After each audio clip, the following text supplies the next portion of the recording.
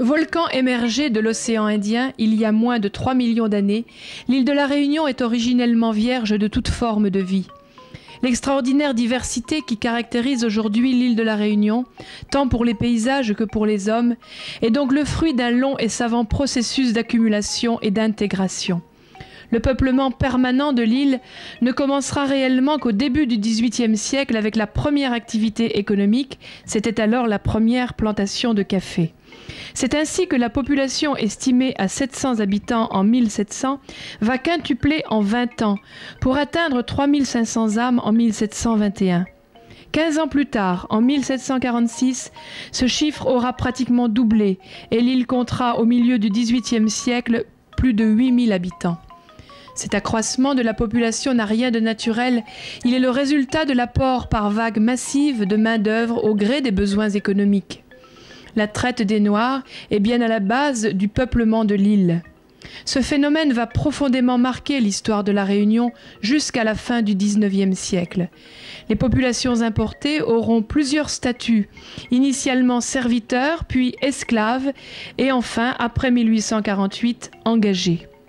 Notre propos dans ce document n'aura pas la prétention de démêler tous les fils de cette histoire complexe du peuplement de notre île, mais tout au plus nous vous inviterons à visiter quelques-uns des sites bien identifiés par où sont nécessairement passés ceux et celles qui ont été arrachés de leur terre natale, parfois cruellement, toujours douloureusement pour féconder notre île. Redécouvrir les rivages d'où ils étaient partis, s'imposer un peu comme un devoir de mémoire en cette année du 150e anniversaire de l'abolition de l'esclavage.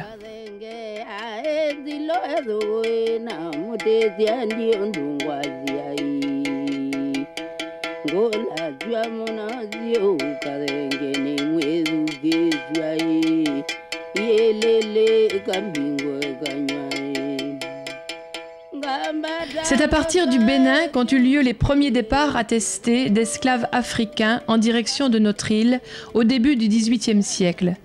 Rien d'étonnant à cela car à cette époque, la côte des esclaves, comme on l'appelle fort justement, a vu partir du golfe de Guinée vers les Amériques et quelques autres destinations, le plus fort contingent d'Africains de l'histoire de la traite atlantique. Le comptoir de Ouidah était alors un des plus florissants points de vente des esclaves.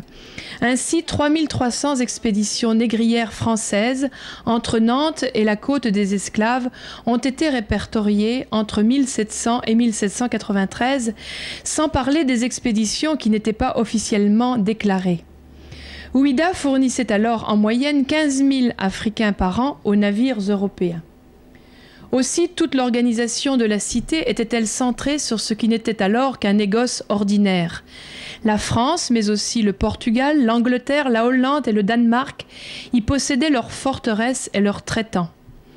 Les esclaves destinés à la vente étaient issus de toutes les régions environnantes et avaient souvent accompli un long et pénible voyage avant d'arriver à la célèbre place aux enchères de Ouidah. On y découvre qu'en plus des aménagements ordinaires et fonctionnels pour le traitement de masse d'un tel trafic humain, il y avait aussi sur la route des esclaves des lieux rituels pour les préparer à ce voyage sans retour à bord des navires négriers. Il en est ainsi de l'arbre de l'oubli, autour duquel les hommes devaient tourner 9 fois afin d'être prêts à oublier leur pays, leur origine et leur identité. L'arbre planté en 1727 a disparu. Aujourd'hui, à sa place, la statue de la sirène rappelle que le captif devait la suivre pour traverser la mer. Et que penser de la case Zoumaï, où tous les esclaves étaient systématiquement enfermés 3 jours sans feu ni lumière, avant d'être triés et embarqués? Avait-elle pour unique but de les préparer aux conditions de parquage dans les cales des navires? La signification de l'arbre du retour est, elle, bien claire.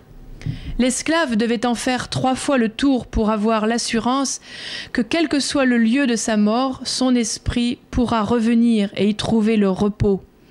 Même si les statistiques restent imprécises quant au nombre exact de déportés à partir de Ouidah, on peut affirmer sans crainte de se tromper que cet arbre est sûrement au monde le plus chargé de mémoire. Au terme de la route des esclaves en Afrique a été érigée la porte du non-retour. Ce monument face à l'océan rappelle au monde entier que l'Afrique a payé des siècles durant un des plus lourds tributs de l'histoire de l'humanité à la domination de l'homme par l'homme pour le profit. En 1994, sous l'égide de l'UNESCO, un itinéraire symbolique a été reconstitué sur les lieux mêmes des derniers pas des esclaves en terres africaines. Et c'est avec émotion que toute la diaspora vient aujourd'hui à Ouidah, en pèlerinage sur les traces de leurs ancêtres. Avec la manifestation qui a eu lieu, tous les habitants de Ouidah ont pris conscience que Ouidah n'est plus comme avant. Ouidah, par ces manifestations, est reconnue sur le plan international.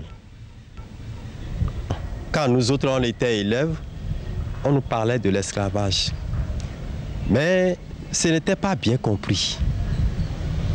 Mais avec l'accent qu'on met actuellement sur l'histoire de notre pays, ça fait que, instituteurs ou non, ça fait appel à notre conscience pour que nous puissions nous intéresser à l'histoire de notre pays et mieux la comprendre pour que demain, nous puissions, n'est-ce pas, la faire communiquer à nos enfants.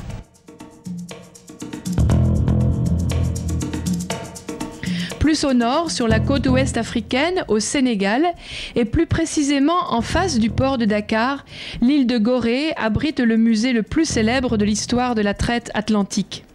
Certes, le nombre d'esclaves acheminés de Gorée vers la Réunion est minime, moins d'1 millier probablement entre 1729 et 1767, au regard du nombre de ceux qui y ont transité pendant près de 2 siècles. Mais si peu nombreux soient-ils, la route noire et africaine du peuplement de la Réunion est aussi la leur.